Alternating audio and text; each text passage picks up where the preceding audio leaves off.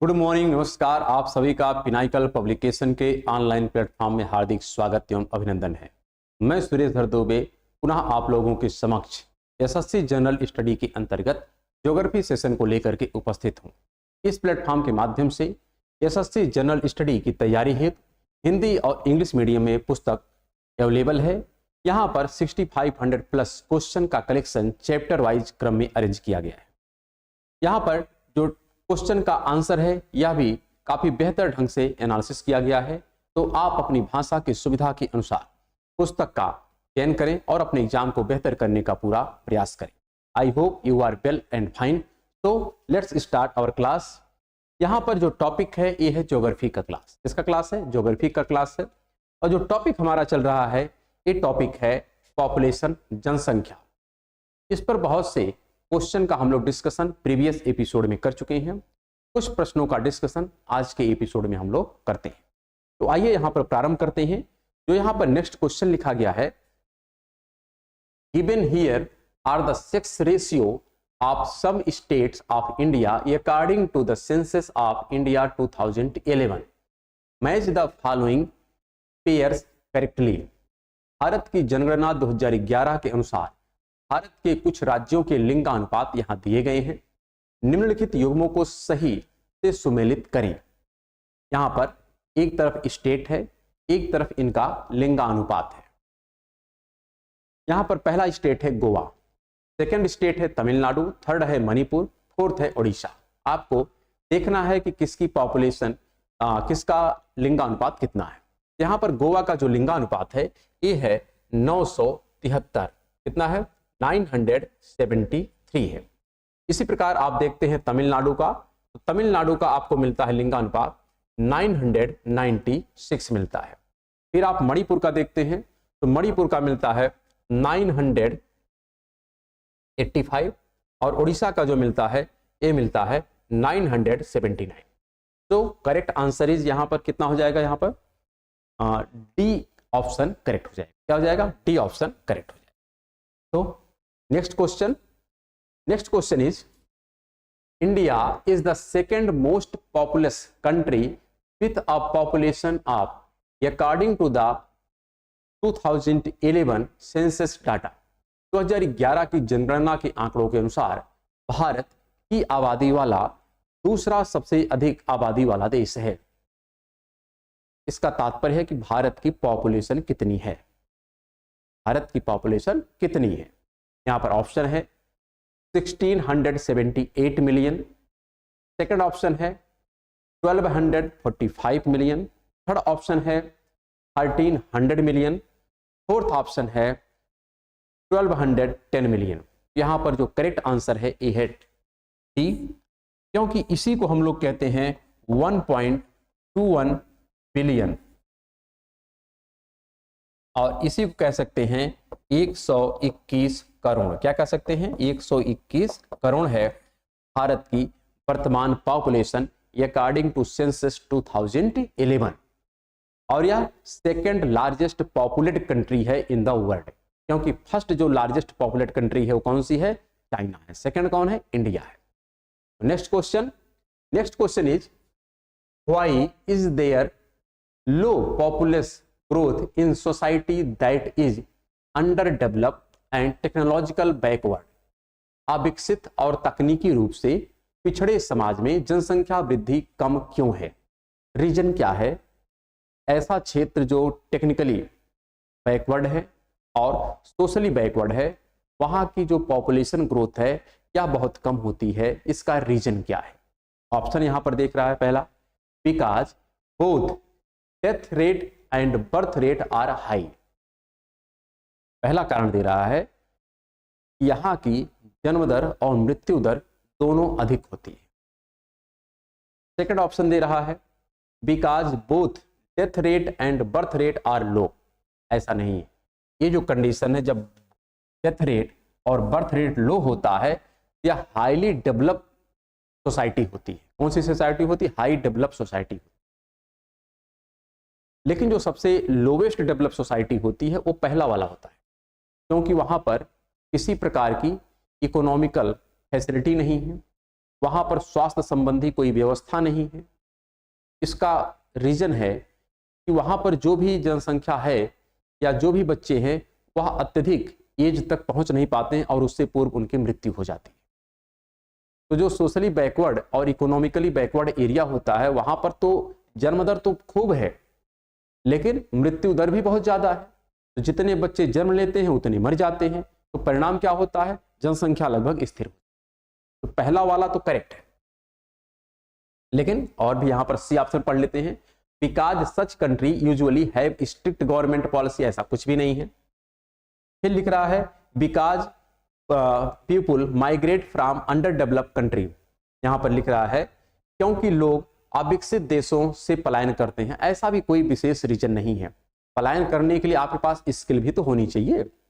आप जिस कंट्री में जाएंगे किसी कार्य के लिए, कोई जॉब आपको चाहिए, तो उस पर्टिकुलर जॉब की एक रिक्वायरमेंट होती है, मिनिमम आपको कुछ न कुछ क्वालिफिकेशन चाहिए। और जब आप एक अल्प विकसित राष्ट्र से बिलोंग करते हैं तो आपका एजुकेशन लेवल भी तो लो होगा, आप कैसे जाएंगे। और एक कंट्री से दूसरी कंट्री में जाने के लिए आपके पास फाइनेंशियल असिस्टेंट भी तो चाहिए, तब तो आप जाएंगे। तो ये रीजन कोई यहाँ पर प्रॉपर नहीं है। तो प्रॉपर जो रीजन है वो है पहला, इसलिए option A is correct for this question. तो next question, as per the 2011 census of India population density of which of the following state was less than 100 people per square kilometer? Bharat की 2011 की जनगणना के अनुसार निम्नलिखित में से किस राज्य का जनसंख्या घनत्व 100 व्यक्ति प्रति वर्ग किलोमीटर से कम है? ऑप्शन क्या यहां पर लिखा गया है, पहला है हिमाचल प्रदेश, दूसरा ऑप्शन है राजस्थान है, तीसरा है सिक्किम है और चौथा है त्रिपुरा। तो करेक्ट आंसर यहां पर है सिक्किम। सिक्किम का जो पॉपुलेशन डेंसिटी है यह 100 व्यक्ति प्रति वर्ग किलोमीटर से कम है। और अगर हम देखें यहां पर सबसे कम पॉपुलेशन डेंसिटी किसकी है, तो सबसे कम आपको मिलती है अरुणाचल प्रदेश। किसकी मिलती है? अरुणाचल प्रदेश की सबसे कम है,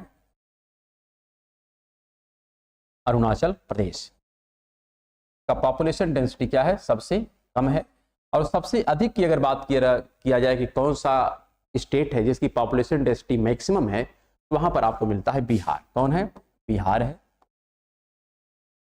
सेकंड पे कौन आता है, तो वहां पर मिलता है वेस्ट बंगाल है। थर्ड पर पॉपुलेशन डेंसिटी किसकी है? तो केरल की है। किसकी है? केरल की है। और अगर यूनियन टेरिटरी की बात किया जाए मैक्सिमम पॉपुलेशन डेंसिटी किस स्टेट की है, तो वो है दिल्ली। कौन है? दिल्ली। दिल्ली का मैक्सिमम पॉपुलेशन डेंसिटी है ओवरऑल इंडिया। तो correct answer according to this question is C, Sikkim is the less population density of India and below 100 people per square kilometer. So next question, according to the 2011 census which of the following has the second highest sex ratio in India?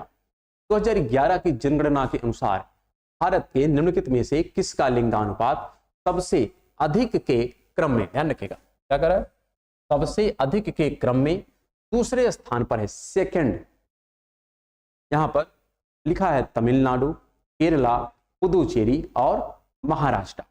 यहां पर आपको बताना लिंगानुपात, ध्यान रखिए sex ratio, sex ratio के आधार पर second highest की बात कर रहा है। तो सेकंड हाईएस्ट जो यहां पर सेक्स रेशियो है किस स्टेट का है? ऑप्शन यहां पर पहला है तमिलनाडु, सेकंड ऑप्शन है केरला, थर्ड ऑप्शन है पुदुचेरी, फोर्थ ऑप्शन है महाराष्ट्र। तो करेक्ट आंसर क्या होगा यहां पर? पुदुचेरी हो जाएगा। क्या हो जाएगा? पुदुचेरी। तो next question is according to the socio economic census 2015 which state has the largest population of household with destitute living on alms? सामाजिक आर्थिक जनगणना 2015 के अनुसार किस राज्य में भिक्षा से निर्वाह, स्पष्ट रखिए किसे, भिक्षा से निर्वाह करने वाले निराश्रित परिवारों की संख्या सर्वाधिक है? ऑप्शन यहां पर क्या लिखा गया है? छत्तीसगढ़, सेकंड ऑप्शन है बिहार, थर्ड ऑप्शन है तमिलनाडु, फोर्थ ऑप्शन है यहां पर उड़ीसा। तो करेक्ट आंसर यहां पर क्या होगा? यहां पर ये कह रहा है कि जहां पर भिक्षा से लोग अपना जीवन यापन करते हैं, किससे करते हैं? भिक्षा से करते हैं। ऐसा कौन सा स्टेट है जहां पर सर्वाधिक लोग भिक्षा से अपना जीवन यापन करते हैं? तो करेक्ट आंसर यहां पर हो जाएगा उड़ीसा। क्या हो जाएगा? उड़ीसा। उड़ीसा की अधिकांश पॉपुलेशन किस प्रकार से जीवन निर्वाह करती है? तो भिक्षा पर आधारित होती है। यहां पर नेक्स्ट क्वेश्चन जो लिखा गया है, the first census of independent India was conducted in, स्वतंत्र भारत की पहली जनगणना आयोजित की गई थी। यहां पर बताना है ईयर, किस ईयर में? तो स्वतंत्र भारत, तो भारत आजाद हुआ है 47 में, तो प्रत्येक 10 वर्षों पर सेंसस होता है। सेंसस प्रारंभ हुआ है 1881 से 1881 से, प्रत्येक 10 वर्षों पर होता है। तो ऐसे जब आप करेंगे तो 1951 हो जाएगा। क्या हो जाएगा? 1951। ऑप्शन यहां पर है 1956, तो ये होगा नहीं। 1953 ये भी नहीं होगा, 1948 ये भी नहीं होगा, क्या होगा? 1951। तो करेक्ट आंसर इज सी। तो next question is, according to the census 2011 which of the following is the third lowest state in term of literacy rate? Third lowest state की बात करना है in term of literacy rate. 2011 की जनगणना के अनुसार निम्न दिए गए राज्यों में से कौन सा राज्य कम साक्षरता दर के मामले में तीसरे पायदान पर है? किस पायदान पर है? तीसरे पायदान पर। ऑप्शन यहां पर क्या है? बिहार, मध्य प्रदेश, राजस्थान और सिक्किम। तो सबसे कम अगर लिटरेसी रेट की हम बात करें तो जो हमको मिलता है राज्य वो है बिहार। बिहार का लिटरेसी रेट क्या है? सबसे कम है। इससे ज्यादा अगर हम देखें कहीं की लिटरेसी रेट है तो वो है अरुणाचल प्रदेश। क्या है? अरुणाचल प्रदेश है। और इससे ज्यादा अगर हम लिटरेसी रेट देखें तो हमको मिलता है राजस्थान। इसका मिलता है राजस्थान। तो इस आधार पर अगर यहाँ पर क्वेश्चन को आप देखें, third lowest state in term of literacy, तो थर्ड लोवेस्ट पे कौन है? लोवेस्ट कौन है? बिहार। सेकंड लोवेस्ट कौन है? अरुणाचल प्रदेश। थर्ड लोवेस्ट कौन है लिटरेसी रेट में? तो राजस्थान। कौन है? राजस्थान है। So correct answer is C. Next question is, half of India's population lives in just 5 states. Just live in 5 states. Which of the following is one of those states? का meaning क्या है? भारत की आधी आबादी सिर्फ 5 राज्यों में रहती है। कितने में? तो इसकी आधी आबादी है सिर्फ 5 राज्यों में रहती है। निम्नलिखित में से कौन उन राज्यों में से एक है? यहां पर लिखा उत्तराखंड, केरल, गुजरात और पश्चिम बंगाल। तो यहाँ पर जो टॉप 5 स्टेट है जहां पर पूरे भारत की पॉपुलेशन की आधी आबादी निवास करती है, अगर इनके हम नाम देखें तो यहाँ पर यूपी है, यहाँ पर महाराष्ट्र मिलता है, यहाँ पर बिहार मिलता है, वेस्ट बंगाल मिलता है और आंध्र प्रदेश। अनडिवाइडेड आंध्र प्रदेश की हम बात कर रहे हैं। प्रेजेंट में आंध्र प्रदेश के 2 पार्ट हो चुके हैं, एक तेलंगाना है और एक आंध्र प्रदेश। लेकिन यहां पर जो सेंसस है ये आपका अनडिवाइडेड आंध्र प्रदेश का है 2011 का। ठीक, तो यहां पर तेलंगाना और आंध्र एक ही था। और ऐसी कंडीशन में टॉप 5 जो स्टेट हैं इनकी पॉपुलेशन, ओवरऑल जो पॉपुलेशन है, क्यूमुलेटिव पॉपुलेशन है, या ओवरऑल इंडिया का 50% पॉपुलेशन क्या करते हैं? होल्ड करते हैं। तो इस पर्टिकुलर क्वेश्चन का जो आंसर हो जाएगा ये हो जाएगा पश्चिम बंगाल, क्योंकि पश्चिम बंगाल इस टॉप 5 स्टेट के अंतर्गत आता है। Correct answer is D. Next question, the number of death per 1000 person in a year is known as. एक वर्ष में प्रति 1000 व्यक्तियों पर होने वाली मौतों की संख्या, यहां पर डेथ की बात कर रहा है, प्रति 1000 व्यक्तियों पर होने वाली मौतों की संख्या क्या कहलाती है? ऑप्शन है यहां पर सकल प्रजनन दर, ऐसा कुछ भी नहीं है। सकल प्रजनन दर ये होता है जब यहाँ पर बर्थ रेट की बात होती है तो। सेकंड है क्रूड रेट, ये भी नहीं है। फिर है बर्थ रेट, यहाँ पर बात हो रही है डेथ की, तो जन्म दर की बात तो आ नहीं सकती। यहाँ पर बर्थ की बात कर रहा है, ये भी गलत हो गया, ये भी गलत हो गया, ये भी गलत हो गया। बचा क्या? डेथ रेट, मृत्यु दर। क्या कहते हैं इसको? मृत्यु दर कहते हैं। उस पर्टिकुलर एरिया का डेथ रेट क्या है? तो next question is, as per the 2011 census arrange the following language in descending order of speakers strength, Marathi, Hindi, Maithili. Option यहां पर देखना है। 2011 की जनगणना के अनुसार निम्नलिखित भाषाओं को बोलने वालों की संख्या के अवरोही क्रम में व्यवस्थित करें। मराठी, हिंदी, मैथिली। यहां पर देखना है कि जो सबसे ज्यादा बोलते हैं उनको पहले लिखना है, जो उससे कम बोलते हैं उनको बाद में लिखना है। तो इस आधार पर देखना है कि सबसे ज्यादा यहां पर स्पीकिंग जो लोग हैं कौन है। सबसे ज्यादा जो बोलने वाले इस दिए गए ऑप्शन में है, ये है हिंदी। हिंदी सबसे ज्यादा लोग बोलते हैं। उसके पश्चात मराठी लैंग्वेज बोली जाती है और थर्ड नंबर पर इस पर्टिकुलर केस में मैथिली आती है। मैथिली यानी जो मिथिला का क्षेत्र होता है, जहां जानकी जी की जन्मस्थली है, वहां का जो लैंग्वेज उसको कहते हैं मैथिली। मैथिली थर्ड नंबर पर है according to this question. Second number पर यहां पर आता है मराठी और फर्स्ट नंबर पर आता है हिंदी। तो ऑप्शन इज यहां पर पहला ऑप्शन लिखा गया है मराठी, हिंदी, मैथिली। तो ये तो होगा नहीं क्योंकि हिंदी टॉप पर है। फिर है मराठी, मैथिली, हिंदी, ये भी नहीं होगा क्योंकि हिंदी क्या है, टॉप पर है। थर्ड और फोर्थ में हो सकता है। थर्ड में लिखा गया है हिंदी, फिर यहाँ पर मैथिली और मराठी। तो यहाँ पर मैथिली जो है थर्ड नंबर पर है, ना कि सेकंड नंबर पर। तो करेक्ट आंसर यहाँ पर हो जाएगा डी। मैक्सिमम हिंदी भाषी लोग हैं, सेकंड हाईएस्ट यहाँ पर मराठी हैं और थर्ड हाईएस्ट कौन है, मैथिली हैं।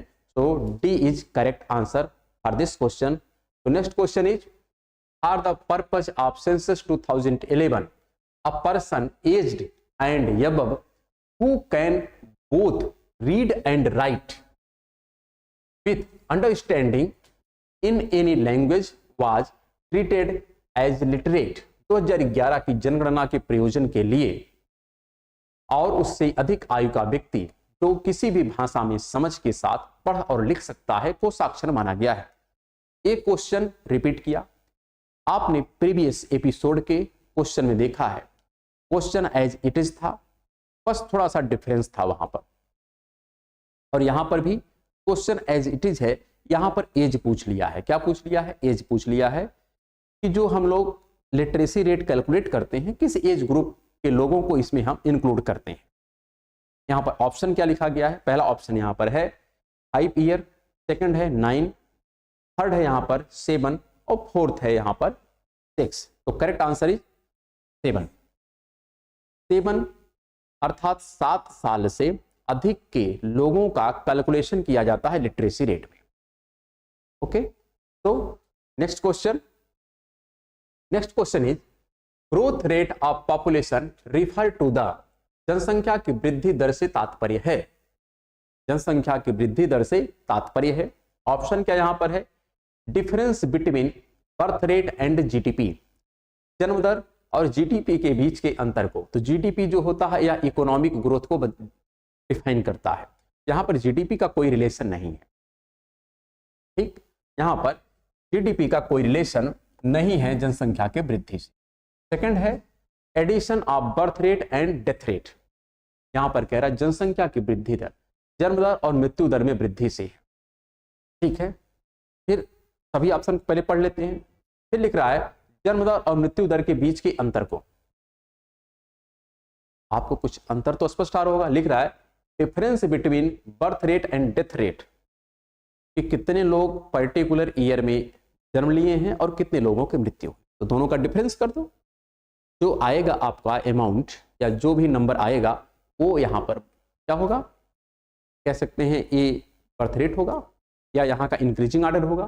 क्या जनसंख्या की वृद्धि दर, जनसंख्या की वृद्धि दर को बेल जो डिफाइन करेगा वो यही करेगा, ना कि ए वाला करेगा, ये भी नहीं करेगा। और डी भी पढ़ लीजिए क्या लिखा है, difference between death rate and GDP. तो यहाँ पर डेथ रेट तो ठीक लिखा लेकिन जीडीपी नहीं है, तो इस आधार पर भी गलत हो गया। तो केवल सही कौन सा यहाँ पर है, यहाँ पर सी ऑप्शन सही है। तो correct answer is C, difference between birth rate and death rate के डिफरेंस को ही हम लोग क्या करते हैं, जनसंख्या की वृद्धि दर कहते हैं। क्या कहते हैं, जनसंख्या का वृद्धि दर कहते हैं। तो next question is, the distribution of the population according to different type of occupation is known as. विभिन्न प्रकार के व्यवसायों के अनुसार जनसंख्या के वितरण को के रूप में जाना जाता है। ऑप्शन क्या लिखा गया है, ऑक्यूपेशनल स्ट्रक्चर, व्यावसायिक संरचना। सेकंड ऑप्शन लिखा गया है एज कंपोजिशन, आयु संरचना। थर्ड ऑप्शन लिखा गया है एडोलसेंट पॉपुलेशन, किशोर आबादी। फोर्थ ऑप्शन लिखा गया है माइग्रेशन पॉपुलेशन, माइग्रेशन यानी प्रवासन। ऑप्शन क्या यहां पर करेक्ट है, किस अनुसार, कंडीशन क्या रखा है, कंडीशन रखा है distribution of the population according to different type of occupation. ध्यान रखिएगा, डिफरेंट टाइप ऑफ ऑक्यूपेशन।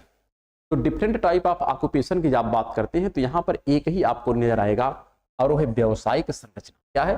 व्यावसायिक संरचना, ऑक्यूपेशनल स्ट्रक्चर। क्या है? ऑक्यूपेशनल स्ट्रक्चर कि 0 से लेकर के 15 आयु वर्ग के लोग ये अकार्यशील होते हैं, कार्य नहीं करते हैं, अनवर्किंग पॉपुलेशन होते हैं। सेम जब आप 60 या 60 प्लस के लोगों को लेते हैं वो भी वर्किंग पॉपुलेशन नहीं होते, लेकिन जो 15 से 59 एज ग्रुप के लोग होते हैं ये वर्किंग पॉपुलेशन के अंतर्गत आते हैं।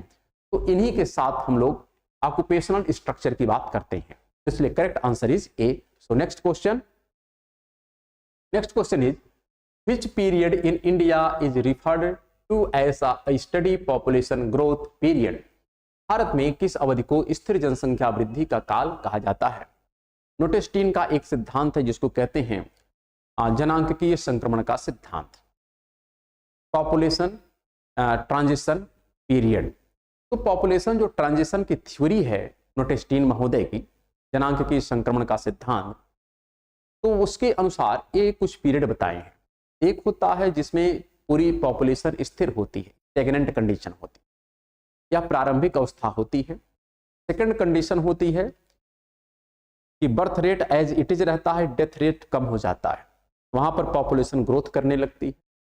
थर्ड स्टेज होता है कि बर्थ रेट न्यूनतम हो जाती है और बर्थ रेट जो है कुछ कम होती है, वह जनसंख्या विस्फोट की अवस्था कहलाती है। फोर्थ कंडीशन होती है जहां पर जन्म दर और मृत्यु दर दोनों कम हो जाती है, वह भी स्टेगनेंट की कंडीशन ही कहलाती है। जैसे प्रारंभिक अवस्था स्टेगनेंट की थी, वैसे लास्ट स्टेज भी स्टेगनेंट कंडीशन को ही डिफाइन करता है। ये जो थ्योरी है यह किसकी है? नोटेस्टीन महोदय की है, इसको कहते हैं जनांकीय संक्रमण का सिद्धांत। ठीक है, तो यहाँ पर ऑप्शन आप देखिए, जो पीरियड है जिस पीरियड में भारत की जनसंख्या स्टेगनेंट कंडीशन में थी वह पीरियड क्या है? ऑप्शन के अनुसार हमको जवाब देना है।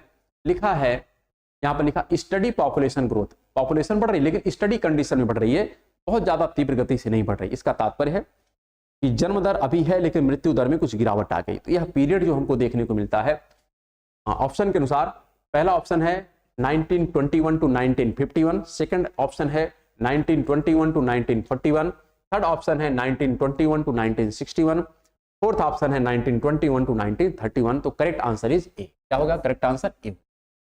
Next question is what is the percentage of rural child population to the total child population of the country in India as per provisional population total of census 2011। 2011 की जनगणना के अंतिम जनसंख्या योग के अनुसार भारत में देश की कुल बाल जनसंख्या में ग्रामीण बाल जनसंख्या का परसेंटेज कितना है? ऑप्शन यहां पर है 74.05%, सेकंड ऑप्शन है 79.03%, थर्ड ऑप्शन है 62.45%, फोर्थ ऑप्शन यहां पर है 55.23%। यहां पर जो करेक्ट आंसर हो जाएगा ये हो जाएगा 74.05%। इतने जो बच्चे हैं, टोटल जो बच्चों की संख्या है उसमें से इतने बच्चे गांव में रहते हैं। कहां रहते हैं? ग्रामीण एरिया में रहते हैं, रूरल एरिया से संबंध रखते हैं। तो correct answer is A. So next question is the number of deaths during the first 28 complete day of life पर 1000 lives birth in a given year और पीरियड इज डिफाइंड एज। किसी दिए गए वर्ष या अवधि में प्रति 1000 जीवित जन्मों पर जीवन के पहले 28 पूर्ण दिनों के दौरान होने वाली मौतों की संख्या को रूप में परिभाषित किया गया है। इसको क्या नाम देते हैं? यहां पर लिखा गया है न्यूनेटल मोर्टेलिटी रेट, नवजात मृत्यु दर। सेकंड ऑप्शन है एज स्पेसिफाइक मोर्टेलिटी रेट, आयु विशिष्ट मृत्यु दर, ऐसा नहीं है। फिर लिखा है अपरिष्कृत मृत्यु दर, ये भी नहीं है। क्रूड मोर्टेलिटी रेट, ये भी नहीं है। फिर लिख रहा है इन्फेंट मोर्टेलिटी रेट, ये भी नहीं है। यहां पर जो करेक्ट आंसर है इस पर्टिकुलर क्वेश्चन के अनुसार कि 28 दिन के अंदर में ही जब बच्चे की मौत हो जाती है तो उसको हम क्या कहते हैं? उसको कहते हैं नवजात मृत्यु दर। क्या कहते हैं? नवजात मृत्यु दर। Correct answer is A. क्या हो जाएगा? Correct answer is A. और जो शिशु मृत्यु दर होता है यह 1 साल से कम बच्चों का होता है। किससे होता है? 1 साल से कम एज ग्रुप के जो बच्चे अगर मरते हैं तो इनको हम कहते हैं शिशु मृत्यु दर। तो correct answer is A. So next question, what was the estimated national mortality rate of children under the age of 5 in the country as per census of India 2011? भारत की जनगणना 2011 के अनुसार देश में 5 वर्ष से कम आयु वर्ग के बच्चों की अनुमानित राष्ट्रीय मृत्यु दर, इसी को हम कहते हैं इन्फेंट मोर्टेलिटी रेट। तो इन्फेंट मोर्टेलिटी रेट यहां पर देख रहे हैं ना आप, ये वाला, यहां पर 1 साल से कम एज ग्रुप के बच्चों और 5 साल से कम एज ग्रुप के बच्चों का कैलकुलेशन होता है। बेसिकली इसी को हम कहते हैं इन्फेंट मोर्टेलिटी रेट। तो यहां पर इसका एज ग्रुप कितना कह रहा है? 5 वर्ष कह रहा है। इनकी जो अनुमानित राष्ट्रीय मृत्यु दर है वर्तमान में 2011 के अनुसार कितनी है? 1000 बच्चों ने जन्म लिया, उसमें से कितने ऐसे बच्चे हैं जो 5 साल के अंदर में मृत्यु को प्राप्त हो गए? ऑप्शन क्या यहाँ पर है? पहला ऑप्शन है 34, सेकंड ऑप्शन है 55, थर्ड ऑप्शन है 76, फोर्थ ऑप्शन है 30। तो करेक्ट आंसर इज 55। क्या हो जाएगा? 55।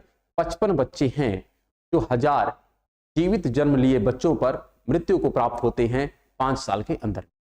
तो करेक्ट आंसर इज बी। तो next question is, as per the theory of demographic transition the post transitional stage of demographic transition is characteristics by, जनांकीय संक्रमण के सिद्धांत के अनुसार जनसांख्यिकीय संक्रमण के बाद संक्रमणकालीन चरण को इनमें से किसके द्वारा परिभाषित किया जाता है? ये जो जनांकीय संक्रमण की परिभाषा है यह किसके द्वारा दी गई है? तो इनका नाम है नोटेस्टीन। क्या नाम है? नोटेस्टीन महोदय के द्वारा परिभाषित की गई है। और इन्होंने 4 स्टेज की बात किया है। कितने स्टेज की बात किया है? 4 स्टेज की बात किया है, जिसमें पहले स्टेज में जनसंख्या स्टेगनेंट होती है, सेकंड स्टेज में ग्रोथ होता है, थर्ड स्टेज में भी विस्फोट होता है और फोर्थ स्टेज फिर स्टेगनेंट कंडीशन में आ जाता है। यहीं पर ये बात कह रहा है।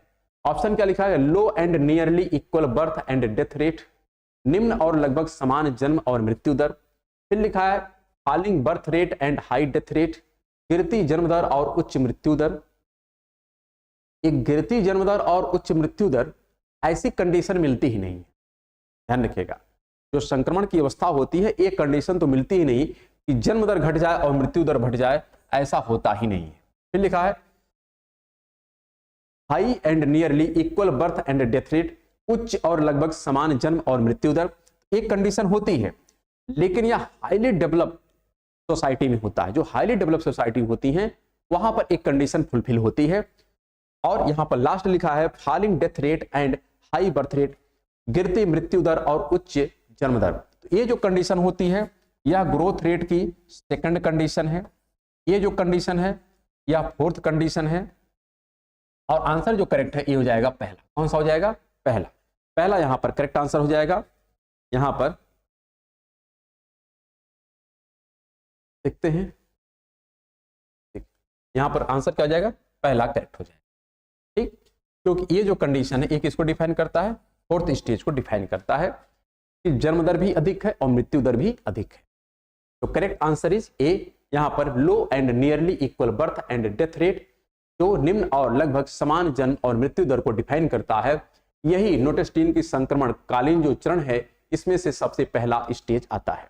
तो correct answer is A. Next question is the total population per net cultivated area of country refers to its, किसी देश के प्रति शुद्ध कृषि क्षेत्र की कुल जनसंख्या उसके दर्शाती है। ऑप्शन क्या है? लिखा है शारीरिक घनत्व, जनसंख्या घनत्व, कृषि घनत्व और पशुधन घनत्व। तो एग्जैक्ट जो आंसर है ये होगा शारीरिक घनत्व। क्या होगा? फिजियोलॉजिकल डेंसिटी, कि किसी देश के प्रति शुद्ध कृषि क्षेत्र की कुल जनसंख्या उसके शारीरिक घनत्व को दर्शाती है। किसको बनाती है? शारीरिक घनत्व को दर्शाती है। शारीरिक घनत्व का तात्पर्य जो वर्किंग पॉपुलेशन है। जिस कंट्री में शारीरिक पॉपुलेशन ज्यादा होगी, शारीरिक घनत्व अधिक होगा, वह कंट्री प्रॉस्पर करेगा, और जिस कंट्री का शारीरिक घनत्व कम होगा वह कंट्री कम प्रॉस्पर करेगा। क्यों? क्योंकि वहां पर वर्किंग पॉपुलेशन का अभाव हो जाएगा। तो शारीरिक घनत्व का तात्पर्य वर्किंग पॉपुलेशन से यहां पर हम लोग देखते हैं। तो नेक्स्ट क्वेश्चन, नेक्स्ट क्वेश्चन यहाँ पर जो टॉपिक है, अब यहाँ पर एक नए टॉपिक की शुरुआत हो रही है ज्योग्राफी के अंतर्गत, और ये टॉपिक भी काफी ज्यादा इंपॉर्टेंट है in sense of your exam. यहाँ पर है टॉपिक एटमॉस्फेयर, वायुमंडल। अब देखते हैं वायुमंडल के संबंध में कौन से प्रश्न आपके एग्जाम में पूछे गए हैं। यहाँ पर जो क्वेश्चन है, the ozone layer is found in which of the following layers of the atmosphere. Ozone परत वायुमंडल की निम्नलिखित में से किस परत में पाई जाती है। यहाँ पर आपसे प्रश्न पूछ रहा है, आंसर देना है। पहला ऑप्शन क्या यहाँ पर है, स्ट्रेटोस्फीयर, सेकंड ऑप्शन है ट्रोपोस्फीयर, थर्ड ऑप्शन है मेसोस्फीयर, फोर्थ ऑप्शन है एक्सोस्फीयर। अगर यहाँ पर डिफाइन किया जाए तो इतना आपको क्लियर होना चाहिए कि अगर यह हमारा अर्थ सरफेस है, क्या है, अर्थ का सरफेस है, तो अर्थ सरफेस से जब आप एटमॉस्फेयर की तरफ ऐसे आगे बढ़ते हैं तो यहाँ पर ऐसे कई प्रकार के लेयर आपको देखने को मिलते हैं। जो सबसे निचला लेयर होता है इसको हम लोग क्या कहते हैं, इसको कहते हैं हम लोग ट्रोपोस्फीयर। क्या कहते हैं, ट्रोपोस्फीयर, अर्थात इसी को कहते हैं हम लोग क्षोभ मंडल। इसके और ऊपर जाते हैं तो जो सेकंड लेयर मिलती है इसको हम लोग कहते हैं स्ट्रेटोस्फीयर। क्या कहते हैं, स्ट्रेटोस्फीयर। इसके पश्चात जो मिलता है इसको हम लोग कहते हैं मेसोस्फीयर। क्या कहते हैं, मेसोस्फीयर। और फिर लास्ट में जो होता है इसको हम लोग कहते हैं एक्सोस्फीयर। क्या कहते हैं, एक्सोस्फीयर। एक होता है क्षोभ मंडल, एक होता है समताप मंडल, एक होता है मध्य मंडल और एक होता है वायुमंडल। तो यहाँ पर जितना भी कह सकते हैं क्लाइमेटिक कंडीशन हमको देखने को मिलती है, वेदरिंग कंडीशन देखने को मिलती है, चाहे वह चक्रवात हो, साइक्लोन, चाहे वह रेन की कंडीशन हो, इस प्रकार की जो घटनाएं आपको देखने को मिलती हैं सब किसकी पार्ट है, तो सब आपको ट्रोपोस्फीयर का पार्ट है, क्षोभ मंडल का पार्ट है। लेकिन जो ओजोन लेयर हमको देखने को मिलती है यह स्ट्रेटोस्फीयर का पार्ट है। किसका पार्ट है, स्ट्रेटोस्फीयर का पार्ट है। वो भी स्ट्रेटोस्फीयर में जो लोअर लेवल है, स्ट्रेटोस्फीयर का अगर हम देखें विस्तार तो करीब करीब 18 किलोमीटर से लेकर के 55 किलोमीटर तक ये पाया जाता है। लेकिन इसमें जो लोअर वाला पार्ट है, लोअर वाला स्ट्रेटोस्फीयर का जो निचला पार्ट है ये लगभग 35 किलोमीटर तक है। यहीं पर मिलता है ओजोन की लेयर है। क्या है, ओजोन की लेयर। तो ओजोन की लेयर जो है स्ट्रेटोस्फीयर के निचले लेयर में पाई जाती है। कहां पर, स्ट्रेटोस्फीयर के निचले लेयर में ओजोन लेयर पाई जाती है। तो according to question the correct answer is, यहां पर क्या हो जाएगा, यहां पर हो जाएगा स्ट्रेटोस्फीयर। क्या हो जाएगा, स्ट्रेटोस्फीयर। स्ट्रेटोस्फीयर में ही आपका ओजोन लेयर देखने को मिलती है। So correct answer is A. Next question, next question is which of the following layer of atmosphere means region of mixing. वायुमंडल की निम्नलिखित परतों में से किसका अर्थ है मिश्रण का क्षेत्र। किसका अर्थ है, मिश्रण का क्षेत्र। ऑप्शन क्या यहां पर है, पहला ऑप्शन है स्ट्रेटोस्फीयर, सेकंड ऑप्शन है ट्रोपोस्फीयर, थर्ड ऑप्शन है थर्मोस्फीयर, फोर्थ है मेसोस्फीयर। तो करेक्ट आंसर है ट्रोपोस्फीयर, क्योंकि ट्रोपोस्फीयर ही वह स्फीयर है जहां पर प्रत्येक प्रकार की कह सकते हैं आपकी मौसमी घटनाएं देखने को मिलती हैं। क्लाइमेटिक कंडीशन यहीं पर मिलती हैं, हवा, वर्षा, ये सब जो कंडीशन है सब यहीं पर मिलती है। ये मिक्सिंग है, कैसा है, मिक्सिंग है, इसलिए यहां पर करेक्ट आंसर हो जाएगा बी। तो next question, what is the main objective of graded response action plan. Graded response action plan का मुख्य उद्देश्य क्या है। यहां पर पहला ऑप्शन लिखा गया है लीगलाइज इनलीगल कॉलोनीज, अवैध कॉलोनियों को वैध करना। सेकंड लिखा है to control the cases of malaria, malaria के मामलों को नियंत्रित करना। थर्ड लिखा गया है विद्युत वाहनों को प्रचालित करना, introducing of electric vehicle. Fourth लिखा गया है वायु प्रदूषण को नियंत्रित करना, कंट्रोलिंग एयर पॉल्यूशन। तो करेक्ट आंसर यहां पर है टी, कंट्रोलिंग एयर पॉल्यूशन। ये किसका है, ये है graded response action plan. Graded response action plan का यह क्या है, मेन ऑब्जेक्टिव है, क्या, वायु प्रदूषण को नियंत्रित करना। So correct answer is T. तो next question is which of the following is an example of an artificial ecosystem. निम्नलिखित में से कौन सा कृत्रिम पारितंत्र आर्टिफिशियल इकोसिस्टम का एक उदाहरण है। इसका तात्पर्य है कि ये नेचुरल नहीं है, आर्टिफिशियल। यहां पर देखा जाए ग्रासलैंड, तो ग्रासलैंड क्या नेचुरल है या आर्टिफिशियल है, कैसा है, नेचुरल है। ये कैसा है, ये नेचुरल है। तो यहां पर कृत्रिम की बात कर रहा है ना, ये कृत्रिम तो है नहीं, ये कैसा है, नेचुरल है।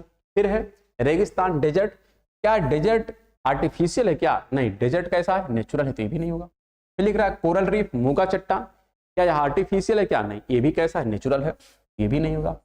तो एक्वेरियम, जल जीवशाला या मत्स्यालय, ये क्या है, ये artificial. Correct answer is D. क्या correct answer is D. Next question and the last question of this episode, what is the average height of the troposphere? क्षोभमंडल की औसत ऊंचाई कितनी है? ऑप्शन क्या यहां पर लिखा गया है, 13 kilometre, 30 kilometre, 6 kilometre and 50 kilometre. इसको अगर हम थोड़ा सा आपको डिफाइन करें तो एक बात आपको स्पष्ट होनी चाहिए कि यहां पर अगर हमारा एक ग्लोब है तो ग्लोब के अर्थ के चारों तरफ यहां पर पोल है, ये क्या है, ये पोल है, ये भी पोल है, और ये जो है ये है इक्वेटर। क्या है, ये इक्वेटर है। यहां पर जब आप क्षोभमंडल की बात करते हैं, इस प्रकार से क्षोभमंडल जो होता है यह बैरी करता है ऐसे। का मीनिंग ये है कि आपको इमेज से देखने पे ये लग रहा होगा कि यहां पर इसकी हाइट कम है और यहां पर इसकी हाइट ज्यादा है। इक्वेटर पर क्षोभमंडल जो होता है यह ऊंचाई पर होता है, पोल पर यह पोल के समीप होता है। यहां पर जो इसकी हाइट अगर देखी जाए तो यह करीब करीब 8 किलोमीटर मिलता है। कितना मिलता है, 8 किलोमीटर। यहां पर देखा जाए तो करीब 18 किलोमीटर मिलता है।